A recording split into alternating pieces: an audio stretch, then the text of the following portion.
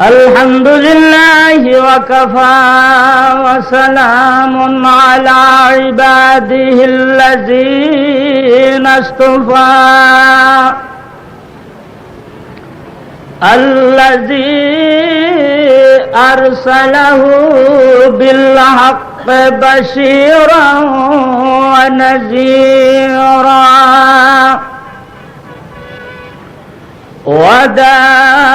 وداعيا إلى الله بإذنه وسراجا منيرا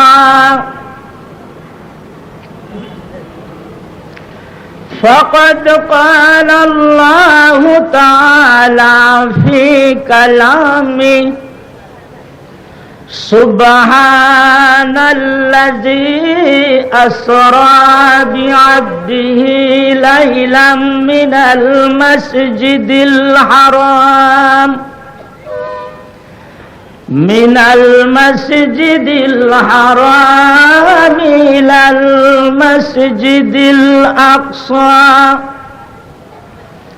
إلى المسجد الأقصى الذي باركنا حوله لنريه من آياتنا إنه هو السميع البصير. وقال رسول الله صلى الله عليه وسلم الصلاة معراج للمؤمنين صدق الله مولانا العظيم وصدق رسوله النبي الكريم إن الله وملائكته يصلون على النبي يا أيها الذين آمنوا صلوا عليه وسلموا تسليما اللهم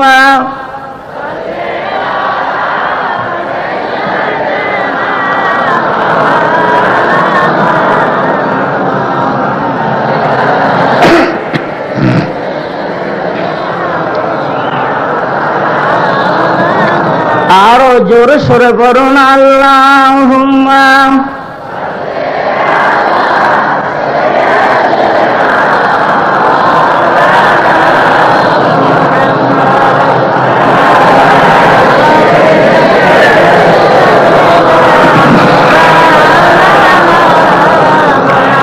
अगर इश्क़ खुदा ख्वाही बजा सो पैरब अहमदी सिरातल मुस्तकीम नशी वराहे जुमला कामिल अल्लाहुम्मा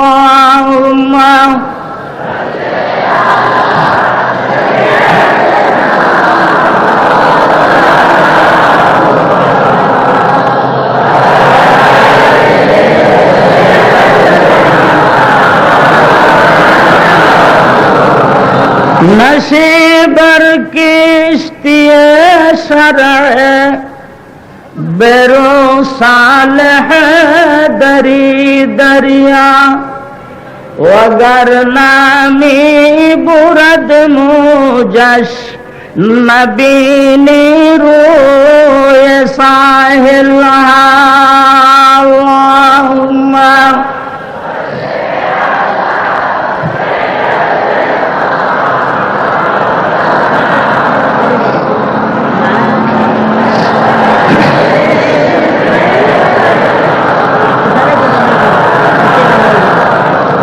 वैसे आज दीनो ईमा قدردان مباس دین ما عشق محمد حب و ایمان ما اللهم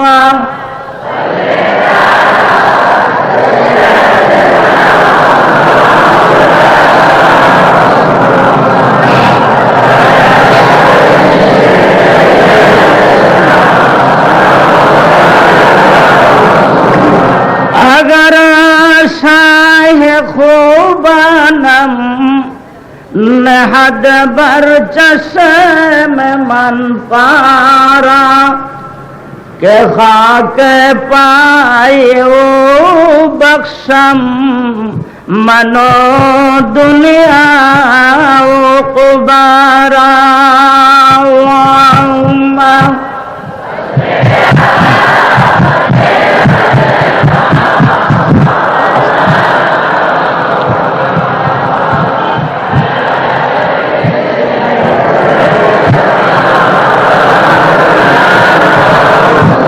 فروغ دود عالم چراغ دید آدم ردیف عیسیٰ و مریم امام یوسف و موسیٰ اللہم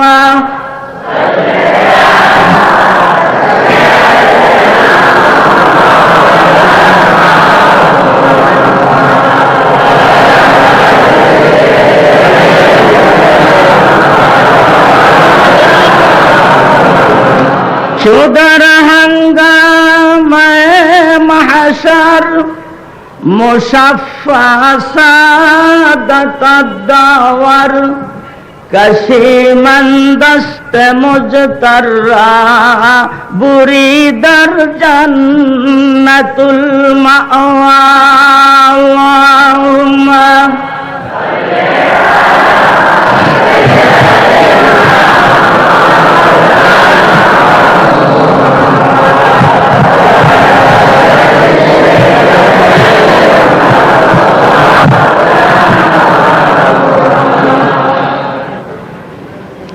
अम्मा बाद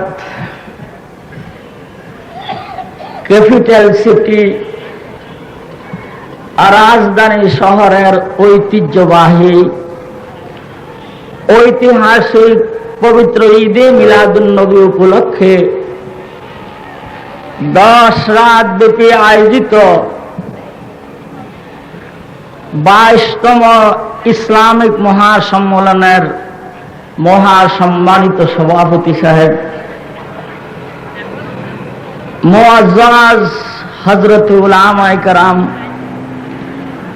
দূর দূরান্ত থেকে আগত সম্মানিত সুধী মণ্ডলী, উপস্থিত ব্রাদারান মিল্লাত, ব্রাদারান ইসলাম, আমার স্নেহের আদরের যুবক ও ছোট ভাইয়েরা, পর্দার আড়ালে সম্মানিত মা ও বোনেরা, আসসালামু আলাইকুম ওয়া রাহমাতুল্লাহি ওয়া বারাকাতুহু। মহান আল্লাহ রাব্বুল আলামিনের দরবারে অসংখ্য অগণিত শুকরিয়া আদায় করছি 4 বছর পর হায়াতে বেঁচে সুস্থ অবস্থায় আপনাদের সামনে হাজির হতে পারলাম। বিগত 4 বছর মহাসম্মেলন কমিটির সুযোগ্য সুদক্ষ সম্পাদক আমার ঘনিষ্ঠ বন্ধু জনাব হাবিবুল্লাহ সাহেব প্রতি বছরে আমার সাথে যোগাযোগ রক্ষা করে চলেছেন, কিন্তু আমি ছিলাম অসুস্থ। এর জন্য আপনাদের সামনে আমি হাজির হতে পারিনি বলে দুঃখিত। আমি সর্বাগ্রে ওই মহান রব্বুল আলামিনের দরবারে শুকরিয়া আদায় করছি, যিনি আমার মতো মহাপাপীকে সুস্থতা দিয়ে আপনাদের মতো ওলিদের সামনে হাজির করেছেন। এই জন্য আমি মহান রব্বুল আলামিনের দরবারে শুকরিয়া আদায় করছি। আমার সাথে সাথে বলুন আলহামদুলিল্লাহ। আপনারা ওই মহান রব্বুল আলামিনের দরবারে শত কোটি শুকরিয়া আদায় করুন, যিনি এই ক্যাপিটাল সিটি রাজধানী শহরের ব্যস্ত মানুষগুলির মধ্যে থেকে আপনাদেরকে অত্যন্ত আপনজন মনে করে, নিজের মানুষ মনে করে এনে 10 রাত ব্যাপী আয়োজিত ইসলামিক মহাসম্মেলনের সামিয়ানার নিচে নিজ মনে করে আপনাদেরকে বসার মতো জায়গা দিয়েছেন। সকলে বলুন আলহামদুলিল্লাহ। আমি মাহফিল ইন্তেজামিয়া কমিটি কর্তৃক নির্দেশিত হয়েছি পবিত্র মেরাজ সম্বন্ধে আলোচনা করার জন্য, যেহেতু আগামী রাত হলো শবে মেরাজের রাত। এজন্য কমিটি আমাকে এই বিষয়ের উপরে আলোচনা করার জন্য নির্দেশ দিয়েছেন। তাই আমি পবিত্র কালামুল্লাহ শরীফের সূরা বনী ইসরাইলের মেরাজের আয়াতটাই আপনাদের সামনে তেলাওয়াত করেছি, এবং এই আয়াতের সাথে বিশেষ সামঞ্জস্যপূর্ণ হুজুর সাল্লাল্লাহু আলাইহি সাল্লামের অমীয় বাণী হাদিস থেকে একখানা হাদিসও পাঠ করেছি। যদি আল্লাহ রাব্বুল আলামিন আমাকে তৌফিক এনায়েত করেন এবং তৎসঙ্গে সামঞ্জস্যপূর্ণ আল্লাহ যদি আপনাদেরকে ধৈর্য দান করেন, আমি সময় মতে এর সমাপ্তি টেনে মোনাজাত করব ইনশাআল্লাহ। জোরে বলেন ইনশাআল্লাহ। ধারাবাহিকভাবে আলোচনা আরম্ভের প্রারম্ভে সর্বাগ্রে সর্বপ্রথম এই 10 রাত ব্যাপী আয়োজিত ইসলামী মহাসম্মেলন এই প্যান্ডেল এলাকাকে আমি আল্লাহ আল্লাহ রসুলের পক্ষ থেকে বেহেশতের বাগান বলে ঘোষণা করলাম। বলুন আলহামদুলিল্লাহ। এই এলাকা, এই প্যান্ডেলের বাউন্ডারি, এটা যদি আল্লাহ আল্লাহ রসুলের মতে বেহেশতের বাগান হয়, তাহলে আপনারা কি বেহেশতের মানুষ না? জোরে কোন আপনারা বেহেশতের মানুষ না? মুদ্দতে উমরে কদর জান্নাত বুয়াদ কায়বা উকবা দাখিলে দোজখ বুয়াদ। কবি বলেন, যারা কিছু সময় বেহেশতের বাগানে এসে বসবে, নীরবতা অবলম্বন করে বসবে, মনোযোগ দিয়ে শুনবে, আল্লাহ রাব্বুল আলামিন বেহেশতের বাগানে বসা বেহেশতি মানুষগুলিকে ওই বাগান থেকে উঠে নিয়ে নিজ হাত দিয়ে ধরে কোনোদিনও জাহান্নামের আগুনে ফেলে দিবেন না। মুদ্দতে উমরে কদর জান্নাত বুয়াদ কায়বা উকবা দাখিলে দোজখ বুয়াদ। এখানে ফার্সিতে কায় শব্দ ব্যবহার করা হয়েছে, যার ইংরেজি তর্জমা হলো ইম্পসিবল, বাংলা অর্থ হলো অসম্ভব। মুদ্দতে উমরে কদর জান্নাত বুয়াদ কায়বা উকবা দাখিলে দোজখ বুয়াদ। বিধায় আপনারা বেহেশতি মানুষ, এর মধ্যে কোন রকমের সন্দেহ নাই। আমি আপনাদেরকে বলতে চাচ্ছি, বেহেশতি মানুষেরা কি বিড়ি সিগারেট খায়? যখন বিড়ি সিগারেট খায়, এই মোনাজাতের পরে গেটে গেলে যে একজনে একটা দরান, এটা কোন দেশি বেহেশতি মানুষ? আমি আপনাদেরকে বলবো, বেহেশতি মানুষেরা বিড়ি সিগারেট খায় না। হাদিস শরীফের মধ্যে রয়েছে, বেহেশতি মানুষগুলি যখন হাশরের ময়দানে উঠবে, তাদের মুখখানা পূর্ণিমার চাঁদের মতো সুন্দর হবে। আকাশের পূর্ণিমার চাঁদ যেভাবে দপ দপ করবে, কিরণ বর্ষণ করে, বেহেশতি মানুষের মুখ এমনি ভাবে সুন্দর হবে। আর যারা জাহান্নামী, হাশরের ময়দানে উঠার সাথে সাথে তাদের নাক দিয়ে আর মুখ দিয়ে ধোঁয়া বাইর হওয়া আরম্ভ হবে। মানুষ চিনতে পারবে, জানতে পারবে, বুঝতে পারবে এই লোকগুলি হলো সম্পূর্ণ অপরাধী। বিদায় বেহেশতের বাগানে বসা বেহেশতি মানুষ কোন দিনও মোনাজাতের পরে বিড়ি সিগারেট মুখে দিতে পারে না। আমার দিকে দেখেন, আমার দিকে দেখেন। 1 নম্বর, আমি আপনাদেরকে বেহেশতি মানুষ বলে ঘোষণা করলাম, বলুন আলহামদুলিল্লাহ।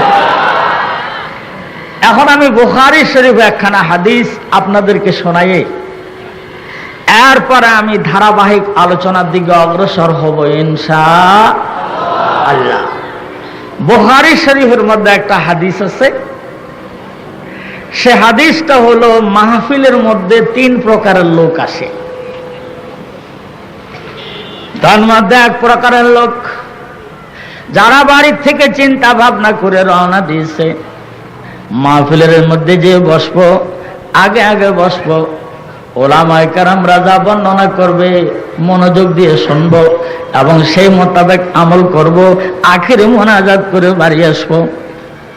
আল্লাহর হাবিব বলেন, ওই লোকগুলি ঘরের দরজা পাও রেখে প্রথম কদমটা ফেলে আগলে দিয়ে দ্বিতীয় কদম ফেলবার আগে আল্লাহ রাব্বুল আলামিন তার জীবনের সম্পূর্ণ সগীরা গুনাহ মাফ করে দিবেন। ওই লোকটা মাহফিলের মধ্যে এসে বসে আখিরে মোনাজাতের পূর্বে যদি খাঁটি তওবা করে আল্লাহর কাছে হাত উঠায়, আল্লাহ রাব্বুল আলামিন ওই ব্যক্তির জীবনের সম্পূর্ণ কবিরা গুনাহ আল্লাহ মাফ করে দিবেন। এ হলো 1 নম্বর।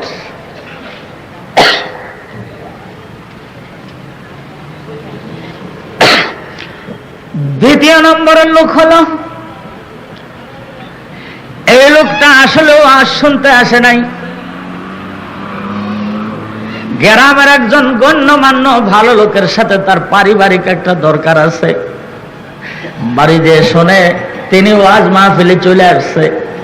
ওই লোকটা ওনার সন্ধানে এসে দেখে মধ্যখানে বসে মনোযোগ দিয়ে শুনতেছে, ওখানে যাওয়া যাবে না, নেওয়া যাবে না। এই লোকটা মনে করেছে আমি পিছনে বসে বসে ওয়াজ শুনি, মোনাজাতের পর গেটে যাই ওনার সাথে কথা বলবো। ওই লোকটা পিছনে বসে বসে ওয়াজ শুনেছে, মোনাজাত করেছে।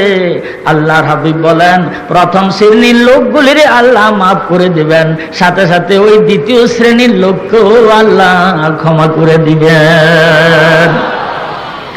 আল্লাহর হাবিব যুক্তি প্রদর্শন করেছেন যে তোমরা 25 জন লোকের জন্য একটা মেহমানদারির ইন্তজাম করেছো, খাবারের ব্যবস্থা করেছো, কাছার ঘরের মধ্যে বিছানাপত্র কমপ্লিট করে খাবার রেডি করে রাখছো।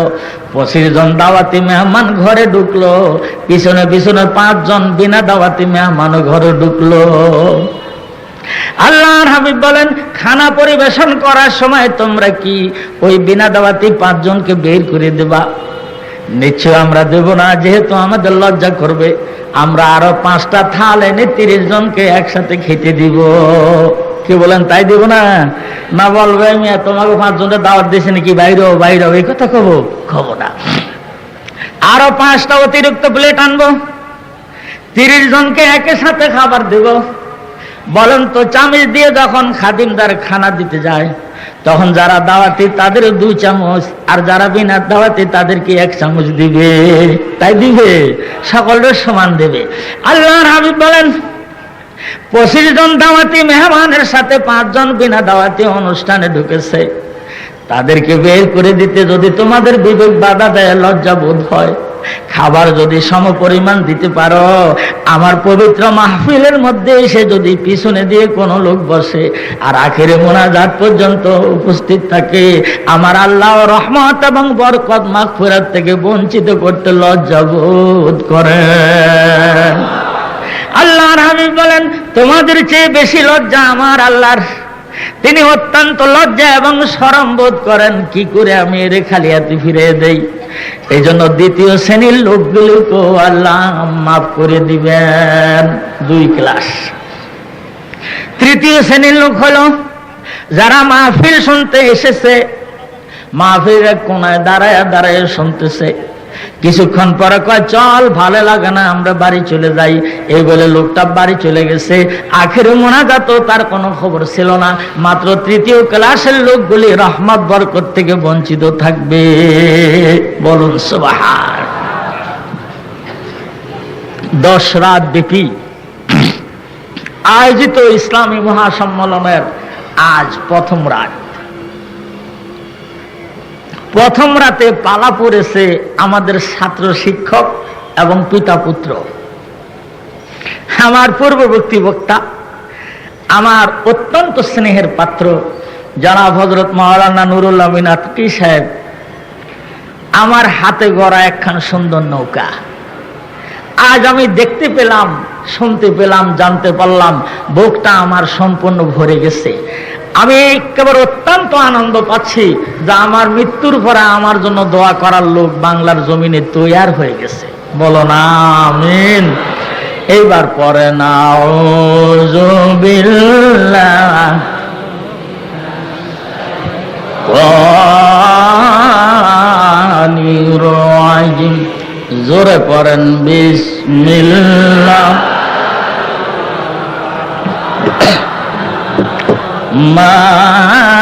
মানির রহিম। বিতাড়িত, প্রতারিত শয়তান থেকে আল্লাহর কাছে পানা চাই। পরম করুণা দাতা দয়ালু আল্লাহর নামে, জোরে বলুন আল্লাহর নামে আরম্ভ করিলাম। জোরে পড়ুন বিসমিল্লাহির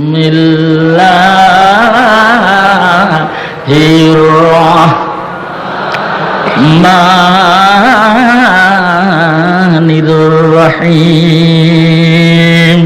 আমার দিকে দেখেন, এই আসমান ছিল না, এই জমিন ছিল না, চন্দ্র ছিল না, সূর্য ছিল না, পাহাড় পর্বত টিলা টঙ্কর কিছুই ছিল না, শুধু ছিল বলুন লা ইলাহা ইল্লাল্লাহ, লা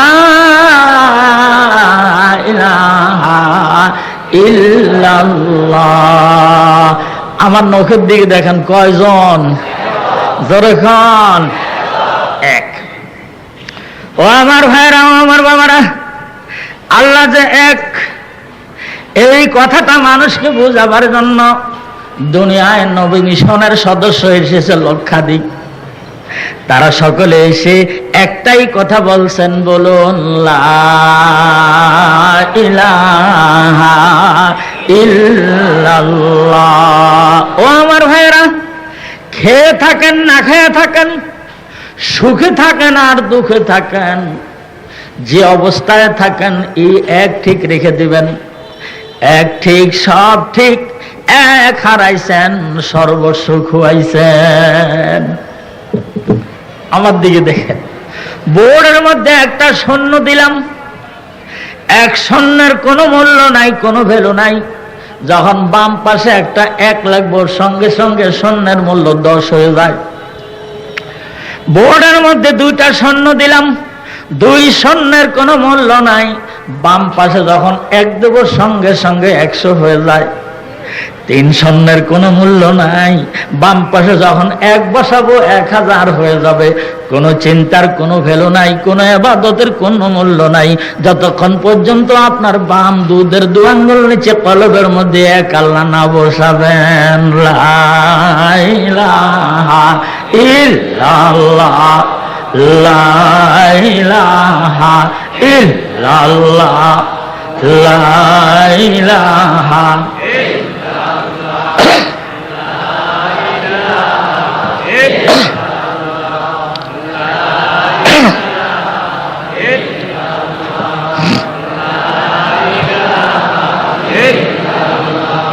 লা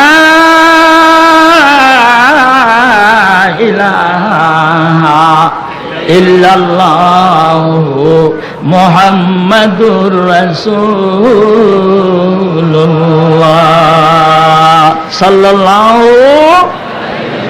আমার দিকে দেখেন, আসমান ছিল না, জমিন ছিল না, পাহাড় পর্বত টিলা টঙ্কর কিছুই ছিল না, চন্দ্র ছিল না, সূর্য ছিল না, গ্রহ ছিল না, নক্ষত্র ছিল না, শুধু ছিল লা ইলাহা ইল্লাল্লাহ। তিনি ছিলেন কোথায়? কিছুই ছিল না, তিনি থাকতেন কোথায়? ওয়াকানা আরশুহু আলাল মা, সারা জগৎ ব্যাপী একটা মহাসমুদ্র ছিল, সেই সমুদ্রের তরঙ্গের মধ্যে খোদার সিংহাসন ভাসতেছিল। বলেন সুবহান। হুজ্জাতুল ইসলাম ইমাম গাজালি রহমতুল্লাহ আলাইহি আল বাদাই ওয়াস সানআ নামক কিতাবের মধ্যে লিখেছেন, আল্লাহ রাব্বুল আলামিন সর্বপ্রথম 4টা জিনিস সৃষ্টি করলেন: আরশ, কুরসি, লৌহ, কলম। বলেন আরশ, কুরসি, লৌহ, কলম। লৌহ মানে লৌহে মাহফুজ, 4টা জিনিস তৈরি করলেন। ইমাম গাজালি রহমতুল্লাহ আলাইহি লিখেন, আল্লাহ রাব্বুল আলামিন সর্বপ্রথম আরশ বিছালেন, আরশের উপরে কুরসি সেট করলেন, কুরসির উপরে খোদা সমাসীন হয়ে লোহে মাহফুজকে সামনে বসাইয়া নিলেন। বলেন সুবহানাল্লাহ। তাহলে আরশ গেল, কুরসি গেল, লৌহ গেল। লোহে মাহফুজটা তাই বলে আমার এই টেবিলের মতো নয়। শাহ ওলিউল্লাহ মুহাদ্দিস দেহলভী রহমতুল্লাহ আলাইহির সুযোগ্য সাহেবজাদা মরহুম হযরত মাওলানা শাহ আব্দুল কাদের মুহাদ্দিস দেহলভী রহমতুল্লাহ আলাইহি মুজহিল কোরআন নামক তাফসীর মধ্যে লিখেছে, লোহে মাহফুজের উচ্চতা হলো জমিন থেকে আসমান 500 বছরের রাস্তা। প্রশস্ত হলো সূর্য উদয় থেকে অস্ত। সাদা ধবধবে মতির দ্বারা বানানো একখানা বোর্ড, একে বলা হয় লোহে মাহফুজ। এই লোহে মাহফুজকে আল্লাহ নিজের সামনে সেট করে নিলেন। তাহলে কি হলো? আরশ, কুরসি, লৌহে মাহফুজ রইল, বাকি রইল কি? কলম। এবার আল্লাহ রাব্বুল আলামিন লোহে মাহফুজের শিরোনামের মধ্যে কলম বসাইলেন। তাই বলে আমাদের মতো 3 নখ দিয়ে ঠাইসা ধরে আল্লাহ লেখা লাগে না। আল্লাহ কলম বসায় বললেন, কলম তুমি লেখো। বলার সাথে সাথে কলম কর কর কর কর করে শব্দ দিয়ে বাম দিকে যাইতে আরম্ভ করলো। বলেন আবার আল্লাহ বলেন, কলম তুমি লেখো। বলতে না বলতেই কলম আবার কর কর কর কর শব্দ দিয়ে ডান দিকে চলে এলো। যখন শিরোনামে এসে স্টপেজ দিল, আল্লাহ তখন বলেন, কলম তুমি লেখো। এবার কলম বলে, খোদা কি লিখবো তুমি বলো। আল্লাহ বলেন, তুমি লিখো বিসমিল্লাহির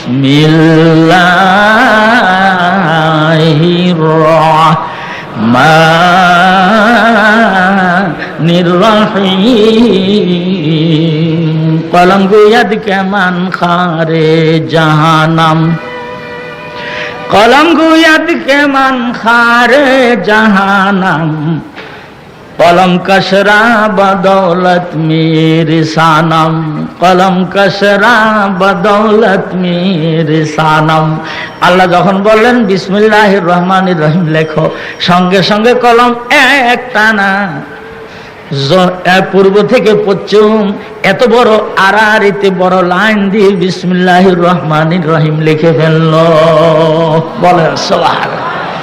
ও আমার ভাইরা, সৃষ্টির আরম্ভের প্রারম্ভে লেখাপড়ার কাজ যখন শুরু হলো, তখন আল্লাহ লোহে মাহফুজের শিরোনামে নিজে অর্ডার দিয়ে কলমকে দিয়ে বিসমিল্লাহির রহমানির রহিম লেখায় নিল। এরপরে 104 খানা আসমানি কিতাবের শিরোনামের মধ্যে আল্লাহ রাব্বুল আলামিন বিসমিল্লাহির রহমানির রহিম নাজিল করে দিল।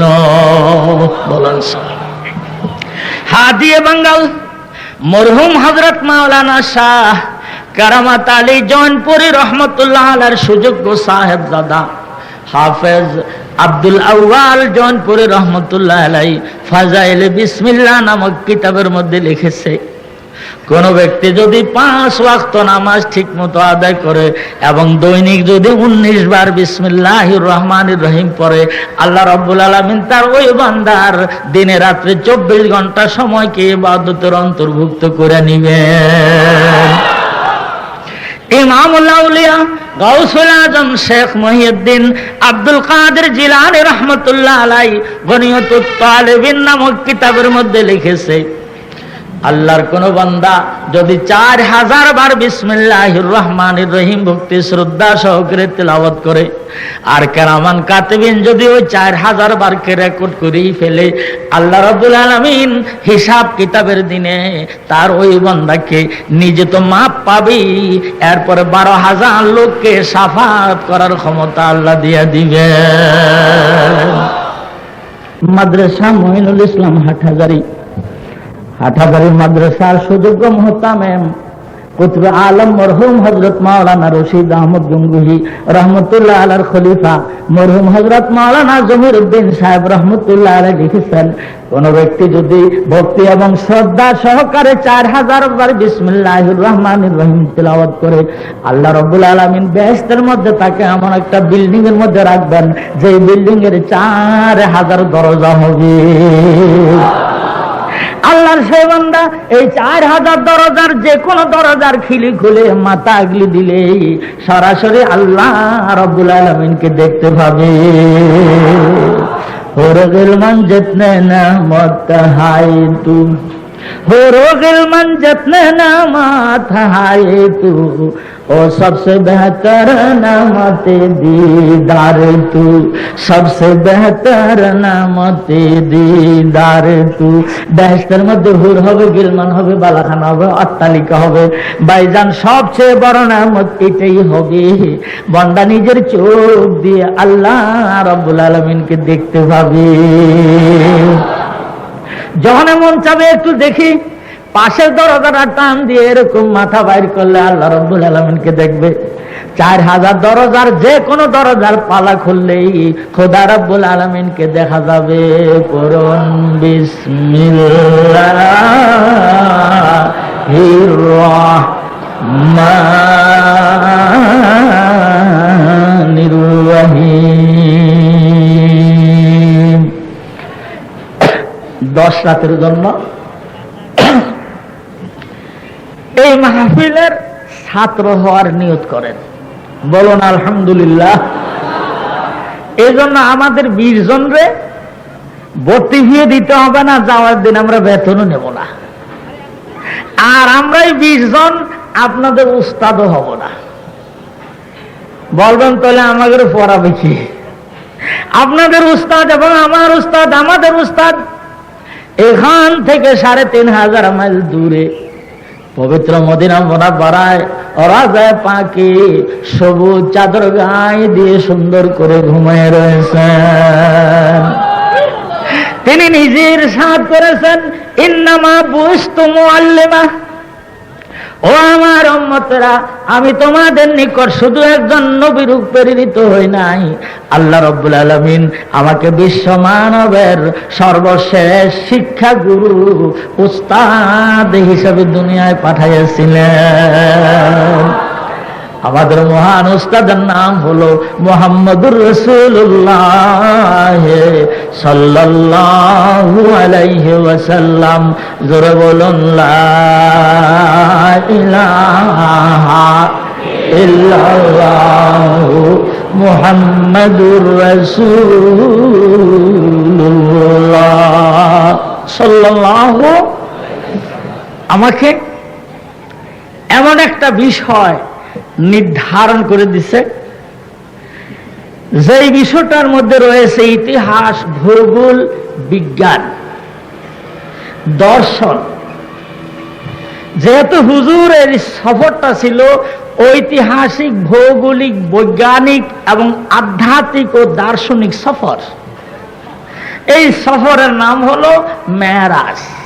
আগামীকাল হলো সবে মেরাজ, মানে মেরাজের রাত। তবে আমি বুঝতে পেরেছি যে সম্মেলন কমিটি সাবজেক্টটা আমার ঘাড়ে কেন চাপালো। এর একমাত্র কারণ যাতে আগামী রাত্র আপনারা এই বিষয়বস্তুটার উপরে ইবাদত করতে পারেন এবং এই মেরাজকে যাতে আপনারা মূল্যায়ন করতে পারেন। এই জন্য অনেকে মনে করবেন হুজুর ওটা আমরা জানি, আপনি জানেন না কোনটা, আপনি জানেন না এমন কোন জিনিস আছে। আসেন, আমি তো ফরিদপুরের বাসিন্দা। আমাদের ফরিদপুর এলাকায় আগে অত আলেম ছিল না, সব নোয়াখালী কুমিল্লার থেকে আলেমরা আসতো, আইসা ওনারা আমাদের মসজিদে মক্তবে এলাকার মধ্যে পড়াইতো। আর কোন সময় যদি মাহফিল হতো তাহলে কুমিল্লা নোয়াখালীর হুজুররা আইসা ওয়াজ করত। এটা আমরা ছোটবেলায় দেখছি। আর অল্প দু একজন বক্তা ছিল আমাদের এই অঞ্চলে, সামান্য সামান্য। এখন আমাদের মতো এত বহুল বক্তা তো তখন বাংলাদেশে ছিল না। এক মুরব্বির কাছে শুনছি এক হুজুর সাংঘাতিক ওয়াজ করছে। আজ আমাদের দেশে আল্লাহর মর্জি আমি আল্লাহর শুকরিয়া আদায় করে বলতে পারি, ফুরফুরার হুজুর কিবলাদের সাথে আমি আলোচনা করছি যে আমাদের বাংলাদেশে যেই ক্যাটাগরির বক্তা আল্লাহ আমাদের দিছে, এই ক্যাটাগরির বক্তা বর্তমানে ভারতে এবং পাকিস্তানে কোথাও নাই। বলুন আলহামদুলিল্লাহ। এবং আমি চ্যালেঞ্জ দিয়ে বলতে পারি, আমাদের বাংলাদেশে যেই ধরনের বক্তা, বক্তৃতা এবং মাহফিল, এই ধরনের মাহফিল 55টা মুসলিম রাষ্ট্রের কোন রাষ্ট্রে নাই, এমনকি স্বয়ং মক্কা মদিনাও নাই। বলুন সুবহানাল্লাহ। এজন্য আল্লাহ শুকরিয়া আদায় করবেন না? খুব জোরে একবার বলেন তো আলহামদুলিল্লাহ। কয়েকবার জোরে জোরে বলেন লা ইলাহা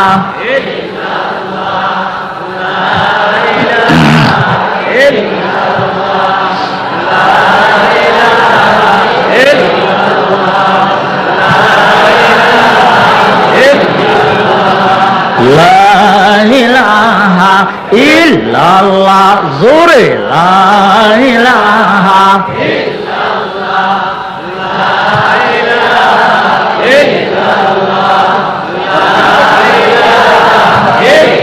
লা ইলাহা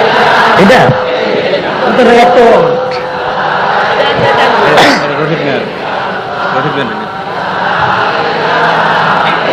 এটা তোমার কাছ থেকে আসছে।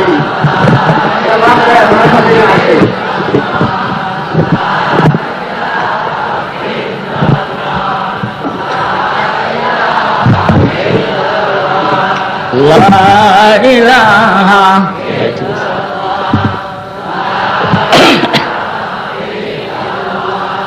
লা ইলাহা লা ইলাহা ইল্লাল্লাহু মুহাম্মাদুর রাসূলুল্লাহ সাল্লাল্লাহু। তা আমাদের ফরিদপুরে বিরাট ওয়াজ মাহফিল, নোয়াখালী কুমিল্লা এলাকার হুজুর এসে সাংঘাতিক ওয়াজ করছে। মাঘ মাসে ছিল মাহফিল। মেয়ে লোকের কাতা দিয়ে ছিলানো, মেয়ে লোকের কাপড় দিয়ে ছিলানো কেতা বেগানা পুরুষে গায়ে দেওয়া হারাম, মকরু তাহরিমা। ঠিক সে ওয়াজ করছে, মানুষও বুঝছে।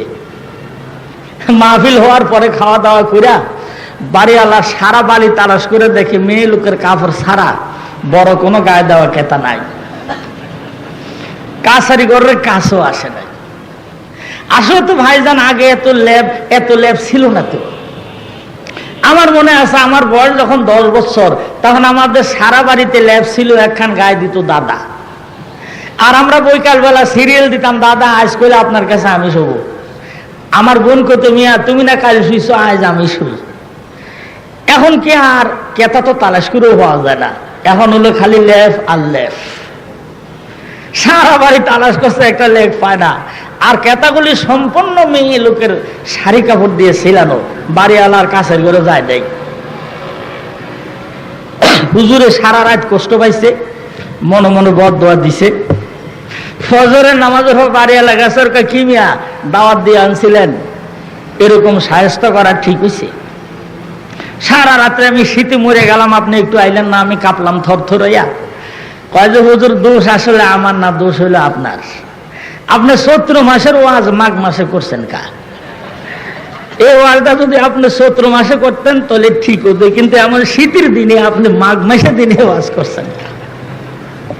এই জন্য আমাদের অনেক সময় সাবজেক্ট এবং বিষয়বস্তুর উপরে লক্ষ্য রেখে আমাদেরকে আলোচনা করতে হবে। আমি অল্প সময়ের মধ্যে আরম্ভ করব। অনেকে মনে মনে ভাববেন যে হুজুর এত মানুষের পাখা দেওয়া লাগে না, আপনার 2-3 জনে পাখা, 10-12 জনে এত খেদমত আপনার লাগে কেন? আমি কৈফিয়ত জবাব দিয়ে এক্ষুনি আমি ধারাবাহিকভাবে অগ্রসর হচ্ছি। আমার প্রোগ্রাম ছিল উত্তরবঙ্গ, ফার্স্ট প্রোগ্রাম ছিল সিরাজগঞ্জ, সেকেন্ড প্রোগ্রাম ছিল দিনাজপুর, থার্ড প্রোগ্রাম ছিল পঞ্চগড়, ফোর্থ প্রোগ্রাম ছিল রংপুর, এরপর একটা ছিল লালমনিরহাট, তারপর একটা কুড়িগ্রাম, এরপর একটা শাহজাদপুর, তারপর একটা পাঁচবিবি বগুড়া। এই প্রোগ্রাম কয়টা শেষ করে বাসায় পয়সা রওনা দিয়ে আপনাদের এখানে আসছি। আমি অত্যন্ত ক্লান্ত, এই জন্য নিঃশ্বাস আমার খুব ঘন হয়ে গেছে। তাই আমার জন্য কর্তৃপক্ষ অত্যন্ত ব্যস্ত এবং আমার আপনজনরা আমাকে সুস্থ রাখার জন্য খুব চেষ্টা চালাচ্ছে। আপনারা দোয়া করেন আমি যেন আপনাদের খেদমত করে দুটো কথা বলতে পারি। সকলে বলো না আমিন। এবার বলো না আউযু বিল্লাহি মিনাশ শাইতানির রাজিম। বিসমিল্লাহির রহমানির রহিম। মনোযোগ দিয়ে শোনেন। সুবহানাল্লাযী আসরা বিআবদিহি লাইলাম মিনাল মাসজিদিল হারাম। রজবের চাঁদের পয়লা জুমা ইমাম সাহেবরা সারা বাংলাদেশ ব্যাপী যে খুতবা দিছে, সে খুতবার মধ্যে একটা হাদিস বর্ণনা করছেন ইমাম সাহেবরা।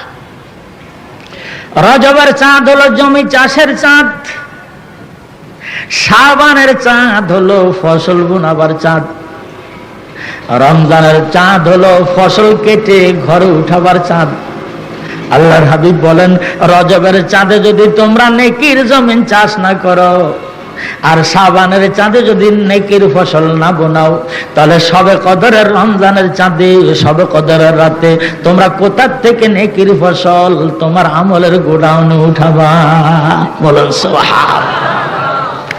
তাই রজবের চাঁদের মধ্যে রয়েছে মেরাজ, শাবানের চাঁদের মধ্যে রয়েছে শবে বরাত লাইলাতুল বরাত, আর রমজানের চাঁদের মধ্যে রয়েছে লাইলাতুল কদর। এই তিনটা চাঁদ পর পর এবং তিনটা ধর্মীয় অনুষ্ঠান কিতাবের মধ্যে লেখে, যেদিন হিসাব কিতাব আরম্ভ হয়ে যাবে আল্লাহ বান্দার সামনে নেকি বদি ওজন করে দেখাবে। যখন নেকির পাল্লাটা হালকা হয়ে যাবে, বান্দা যখন চক্ষু উল্টে যাবে, আল্লাহ বলবেন, বান্দারে চক্ষু উল্টাইছে কেন? তুই সবে মেরাজের রাত্রে কোথায় ছিলি? সবে বরাতের রাত্রে কোথায় ছিলি? সবে কদরের রাত্রে কোথায় ছিলি? সেদিন যদি তুই নফল ইবাদত করতি, আজ ওই নফল গুলিরে আমি ফরজ বানাইয়া পাল্লার মধ্যে দিয়ে দিতাম। সেদিন ছিলি কোথায়? আজ আমাদের দেশে সবে মেরাজ উদযাপন হয় বাতি দিয়া, গেট সাজাইয়া, বম ফুটাইয়া, আর সবে বরাত উদযাপন হয় বিরিয়ানি, ভুনা খিচুড়ি, পায়েস আর হালুয়া রুটি দিয়া। এমনকি সবে বরাতের আগে রাস্তাঘাটে দেখা হইলে মানুষ জিজ্ঞাসা করে, হুজুর হালুয়া রুটি কবে? সবে বরাত কইতে যান না, হালুয়া রুটি কবে? এরা মনে করে যে ওই রাত্রে হালুয়া রুটি খাওয়াটাই একটা বড় ধরনের ইবাদত। আমার বয়স যখন 8 থেকে 10 বছর, আমার ফুফু বাড়িতে বেড়াইতে গেছিলাম সবে বরাতের রাত্রে। আমার ফুফু আম্মা আমার দিকে খুব খুশি হয়েছে। ফুফা জানে ডাকে, হারে ছেলেটা আমাদের ভাইয়ের একটাই ছেলে, তাড়াতাড়ি বাজারে যান, একটু চিনি টিনি আনেন, আটা টাটা আনেন, রুটি বানায় দেই, হালুয়া তৈরি করে দেই। তা আমার খালু যান খুব রসিক মানুষ ছিলেন, কয় সবে বরাতে রুটি খেলে কি হয় বলতো? আমার ফুফু আম্মা কয়, যেদিন 12 সূর্যে তাপ দেবে সেদিন সবে বরাতে রুটি মাথার মধ্যে ছাতা হবে। ফুফা যান কয়, কি তাহলে তোমার আমি অনুরোধ করব, তুমি এর সাথে এই হালুয়া দিও না।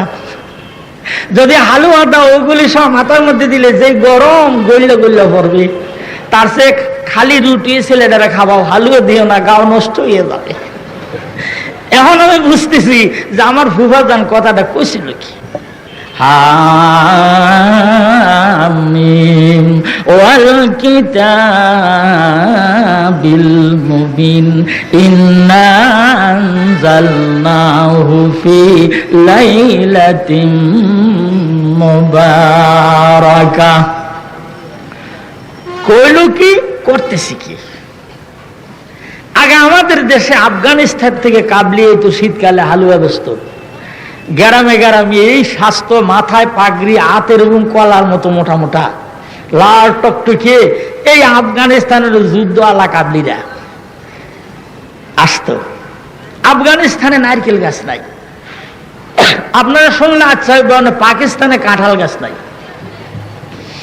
সেখানে যদি কেউ গল্প করে আদমন একটা ফল গাছের মধ্যে ঝুলে থাকে, কয় 1 নম্বরের মৃত্যু।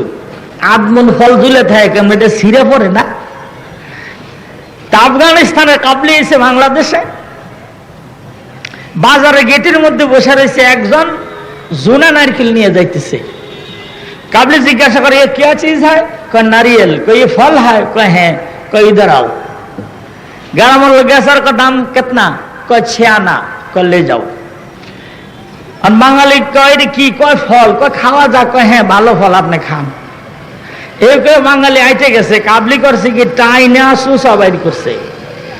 সুসা বাইর করে মুখের মধ্যে সুসা দিয়া এই যে সাবানি ধরছে, সিল্কা সাবাইতে সাবাইতে মুখ কাইটিয়া রক্ত বেরিয়ে গেছে। বাইর করে কয় কি, बांग्ला मुल्क में आया हूं, सब फल खाया हूं, लेकिन नारियल ये फल का जात नहीं है। ये खाने से ना मीठा लगता है ना तीता लगता है, बल्कि मुंह छिल के खून निकल आता है। বাংলাদেশে আইসি, সব ফল খাইছি, মোটামুটি সব ফল ভালো, কিন্তু নারকেল এটা একটা ফলের জাতে না।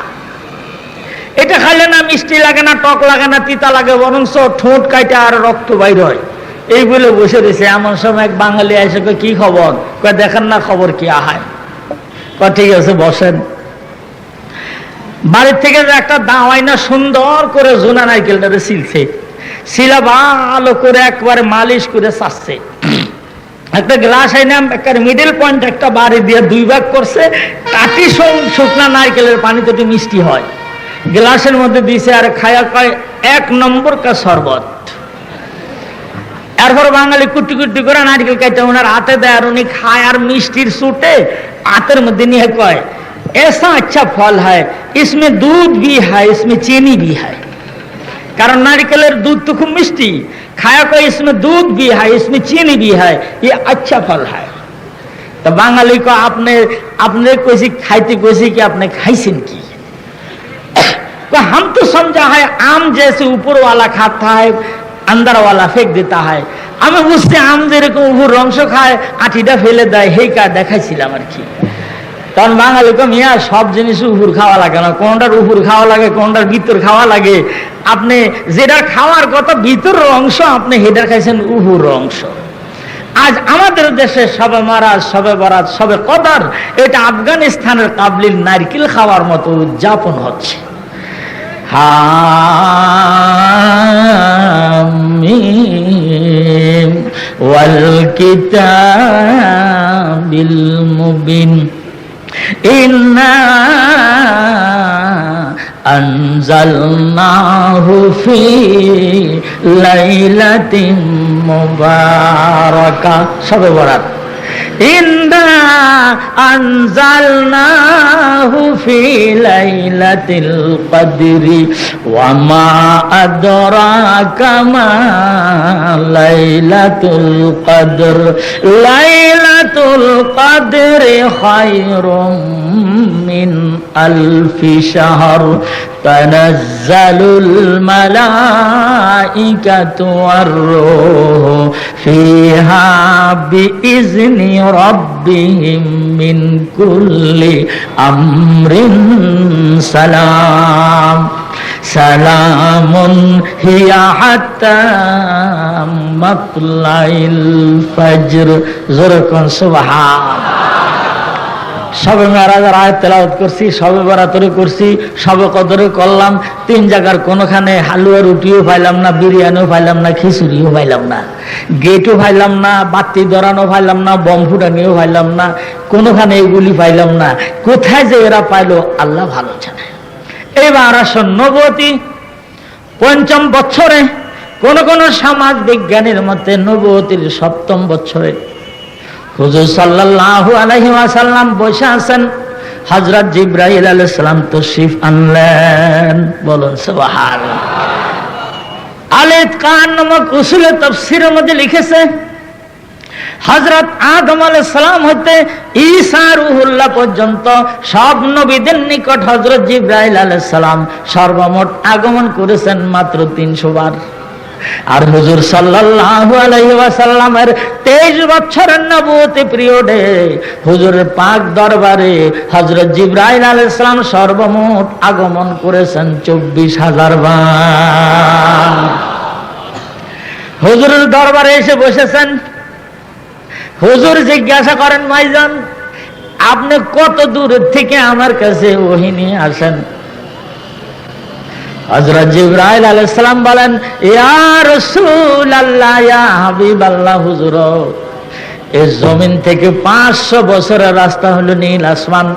ওই আসমানটা মোটা 500 বছরের রাস্তা, মধ্যখানে দিয়া ফাঁক গ্যাপ 500 বছরের রাস্তা। এরকম 7টা আসমান এবং 7টা গ্যাপ, সর্বমোট 7,000 বছরের রাস্তা। আর বাইতুল মামুর থেকে আরো 7,000 বছরের রাস্তা উপরে যে সিদরাতুল মুনতাহা নামে একটা কুল বৃক্ষ বড়ই গাছ রয়েছে, ওই গাছের নিচে হলো আমার সদর দপ্তর। ওইখান থেকে আমি আপনার নিকটে ওহী নিয়ে আসি। হুজুর ওই গাছের বর্ণনা শুনুন। সেই গাছের পাতার সাইজ হলো হাতির কানের মতো।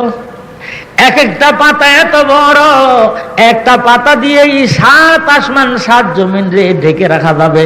সেই গাছের পাতার সংখ্যা যত, দুনিয়ার মানুষের সংখ্যা হলো তত। দুনিয়া প্রতিটা মানুষের নাম, পিতার নাম, গ্রাম, ঠিকানা ওই গাছের পাতার মধ্যে লেখা রয়েছে। এই কথাটা শোনার সাথে সাথে আল্লাহর হাবিবের ভিতরে আবেগের সৃষ্টি হয়েছে।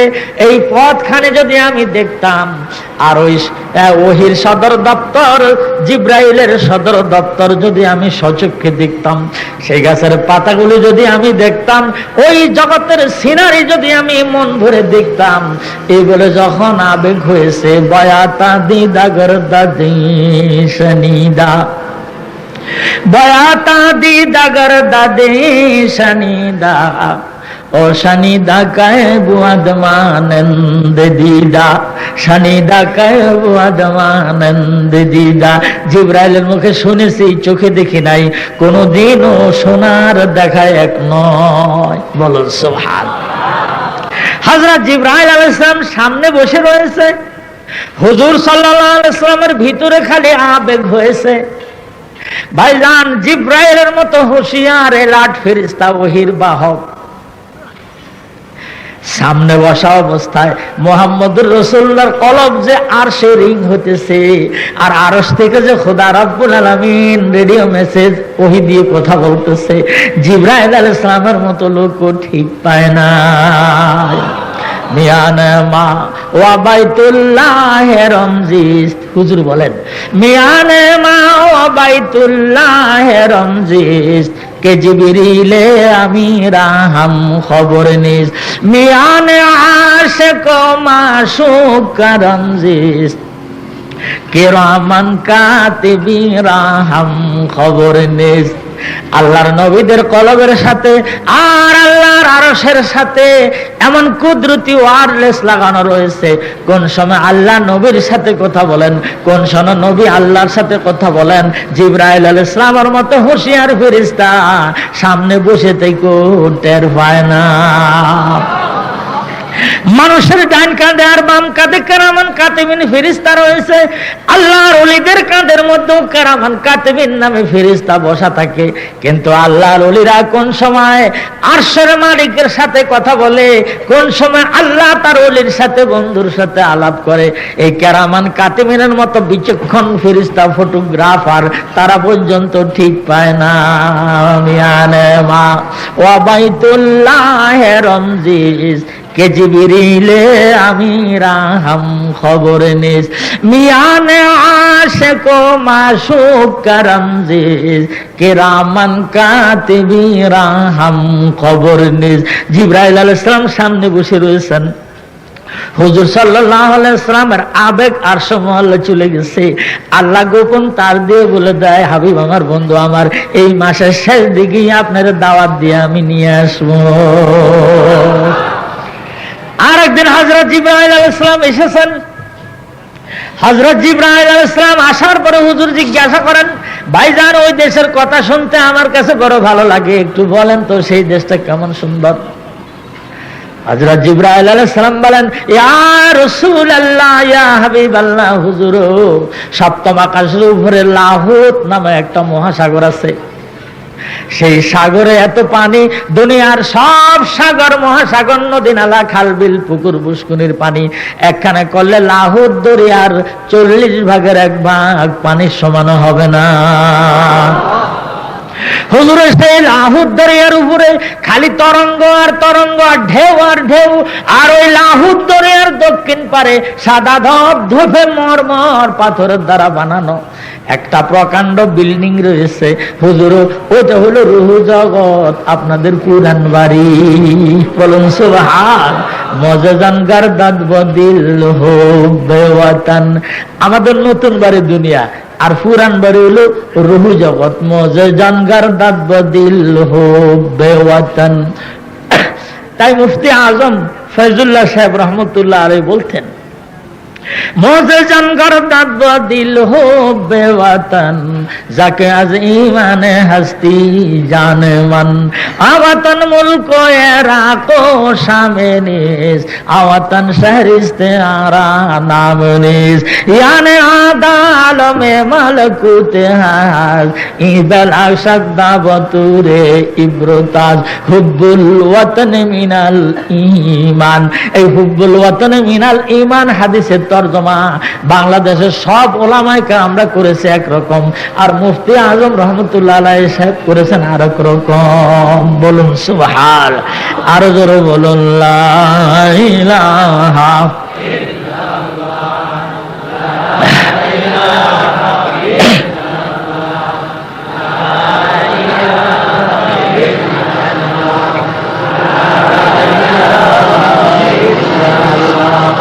লা ইলাহা ইল্লাল্লাহ, জোরে লা ইলাহা ইল্লাল্লাহ, লা ইলাহা ইল্লাল্লাহ, লা ইলাহা ইল্লাল্লাহ,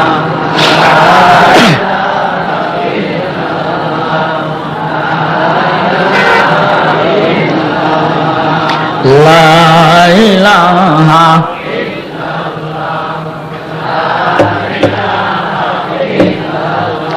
লা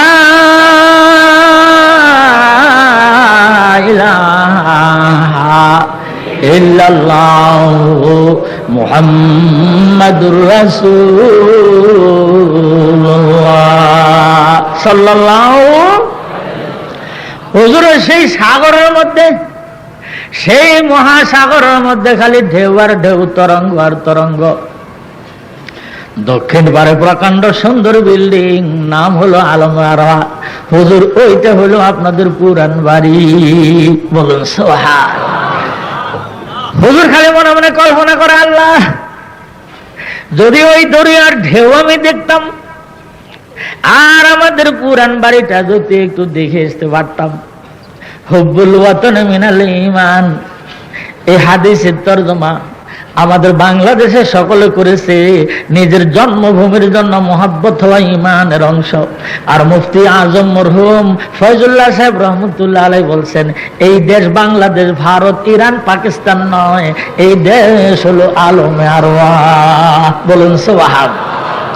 অর্থাৎ ওই আলমে আরওয়াহর জন্য মহব্বত হওয়া, সেই দেশের জন্য প্রেম প্রীতি ভালোবাসা হওয়া, সেই দেশের খেয়াল রাখা।